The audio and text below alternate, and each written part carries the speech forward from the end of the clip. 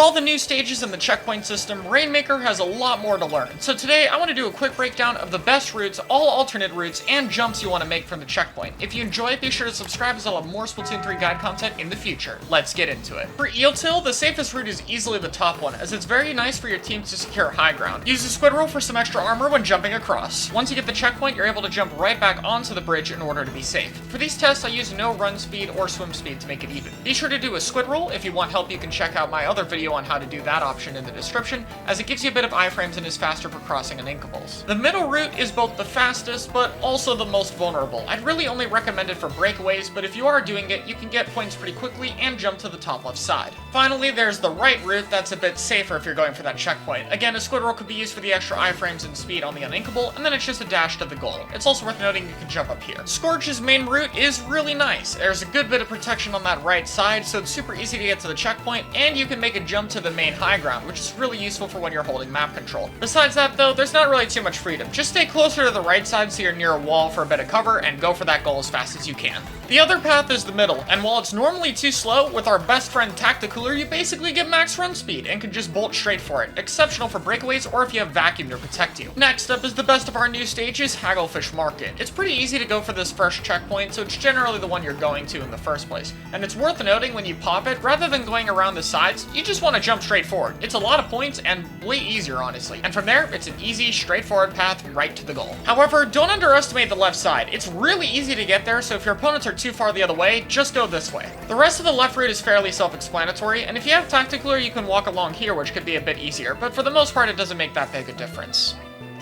Last up for this amazing stage, it's worth noting you can actually jump on these blocks to take this area immediately, which is really valuable. First checkpoint on Undertow is incredibly quick and easy to go for, and you get a nice jump toward that right side for a better protection. After that, you basically want to go towards the uninkable, use the squid roll to speed some time, and then just book it straight for the goal as fast as you can.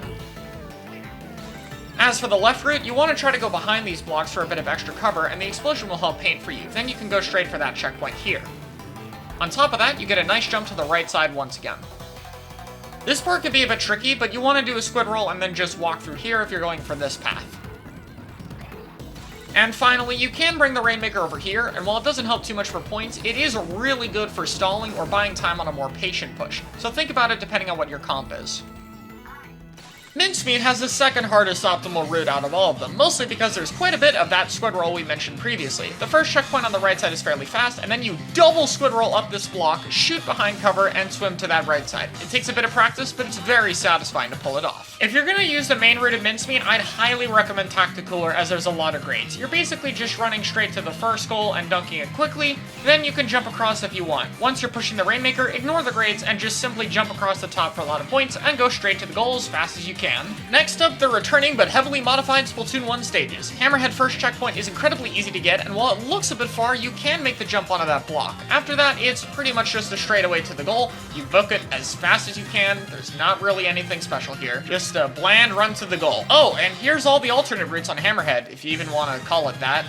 This stage, man. Speaking of good and ruined Splatoon 1 stages, we have Maki Maki. With a quick jump to the left side, you can get to this checkpoint really easily and safely. After that, it's a fairly simple run to the goal. You can use that left side if you need a bit of cover, otherwise just run straight forward. The right route is actually pretty useful in this map too. Make sure you squid roll across the water for a bit of extra protection. When you get the checkpoint, jump back for a good bit of high ground.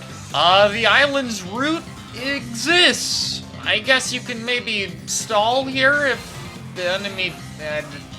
this route sucks. In all seriousness though, once the water level drops, you can go here to stall, but it's a near useless route to push through unless the enemy team just doesn't know how to rotate across the map at all. Museum up next, do a squid roll across the spinner to get to the first checkpoint safely, and then jump on top of the spinner. Outside of that, it's a fairly simple run to the goal. The left side is a bit easier to go to since it's near a wall that can provide a bit of protection, but there's not much here. If the spinner isn't in place, the right side isn't that much slower and has a bit of cover, but I would climb the ramp on that side in order to provide just a bit of an extra chance that you make it. So the alternate paths after the first checkpoint are quite weird. First up, with our friend Tacticooler, we can go across the grates here for a very odd but fun breakaway. It's super cool, and make sure you chain a squid roll at the end just in time to make it to the goal. There is also the right route here, which is basically only makeable when the spinner is really far over there, so it's super situational, but it can be useful, and if you set up there, it's pretty narrow, which can allow you to get a lot of points. It's still pretty far from the goal though, so I wouldn't recommend it outside of specific situations. Last up, we got the returning Splatoon 2 stages. Let's get the weird one out of the way. Inkblot's a fairly simple trip to the goal and a jump. Outside of that, skip the uninkable altogether, and then just swim straight to the goal. Fairly self-explanatory, not much here.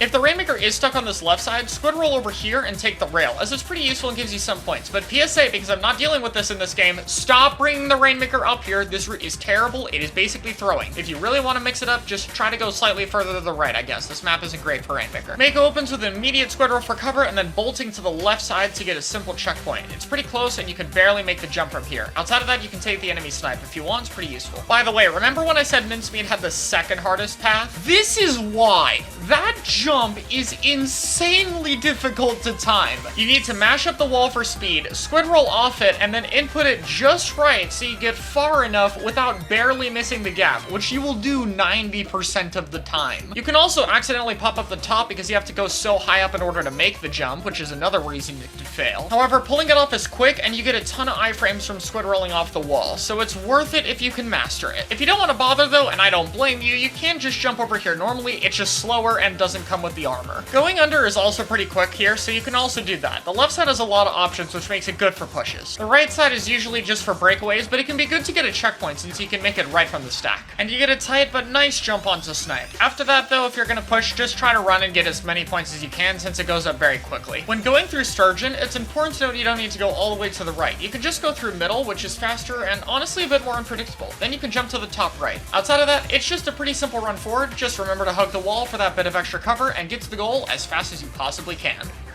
The left route is also really good. You don't need to go for the grate, you can just jump across, and it's worth noting that activating this checkpoint also activates the spinner, so that won't rotate until you get there, especially important since you need it to cross. So you can jump across this to get points, but you also, yeah, I don't know why this is a thing. It's really strange because even in Splatoon 2, this was a jump people commonly did and you couldn't fall off, so somehow they just forgot and made it out of bounds. I have no idea how this exists. But with that out of the way, it's worth noting you can wall jump off this spinner to get really good points and it's very safe. A really nice route, honestly. Outside of that though, you can always just cross the spinner normally if you want. Wahoo's easy first checkpoint is on the left side. You want to use the squid roll to get across the glass and then just try to make it there as fast as you can. It's a pretty simple route. Once that's done, you just swim around this left side. Nothing too complicated, and the pedestal's a bit closer than in 2.